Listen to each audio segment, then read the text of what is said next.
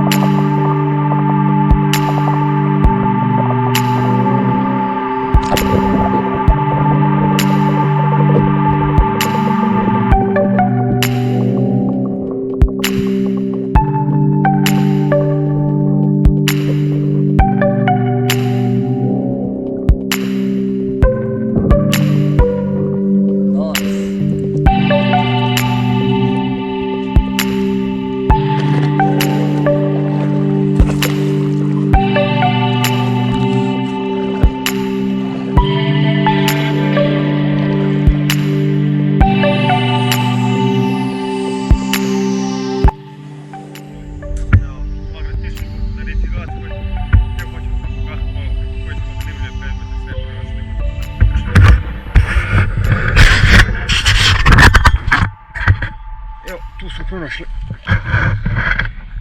još jednu ramu od bicikla, neke bijela boja, neke tavice, dva palačinke za jaja, još jedna tavica, naravno konzerve, bez njih nikada,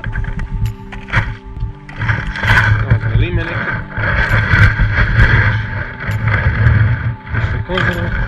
konzerva, pila, ovo je pile, dio pile, pokrepci, tu su vilica od bicikla, evo tu je neka mrežca za na more, za uhvatat one male ribice ili šta,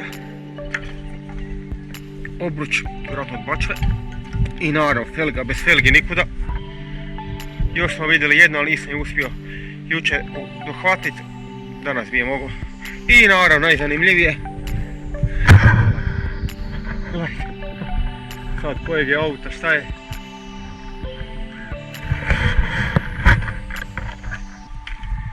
I to je to. Ništa, do drugog videa, vidimo se, pozdrav ljudi, ovo